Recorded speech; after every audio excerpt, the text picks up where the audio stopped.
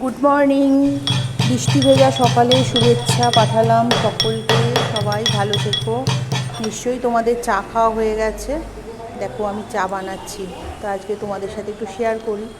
দেখো আদা, এলাচ, লবঙ্গ সব থেতো করে নিচ্ছি, আর একটা তেজপাতাকে ছিঁড়ে আমি দুধের মধ্যে দিয়ে দিচ্ছি। আমি দুধ আর জল আগেই বসিয়ে দিয়েছিলাম, ওটা গরম হতে হতে এগুলোকে আমি একটু থেতো করে নিলাম।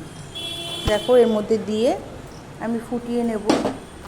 সকাল সকাল একটু চা না খেলে ভালো লাগে না, তাই না বলো বন্ধুরা? আগে জানো তো আমি চা খেতাম না, তবে এখন খাই। আগে আমার চা খেতে ভালো লাগতো না, সবাইকে করে দিতাম কিন্তু নিজে খেতাম না। যাই হোক, এখন আমি একটু চা খাই, অনেকবার না, একবার দুবার খাওয়া হয়ে যায়। আর দেখো ভালো করে চাটা ফুটিয়ে নিলাম। আর চিনি ছাড়া চা, আমরা চিনি ছাড়াই চা খাই সবাই।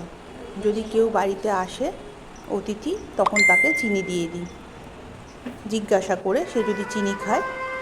আর নাহলে আমাদের বাড়িতে সবাই চিনি ছাড়া চা খায়। দেখো চাটা ছেঁকে নিচ্ছি,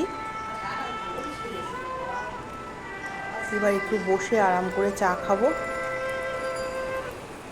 আর তোমরা কি করছো জানিও, তোমাদের নিশ্চয়ই চা খাওয়া হয়ে গেছে, না হলে তোমরাও একটু চা খেয়ে নাও ঠান্ডা ঠান্ডা ওয়েদারে। দেখো চা টেবিলে নিয়ে আসলাম, এবার সবাই মিলে একটু চা খেয়ে নিই। ঠিক আছে, আসি বন্ধুরা, পরে আবার তোমাদের সাথে কথা হবে। টাটা।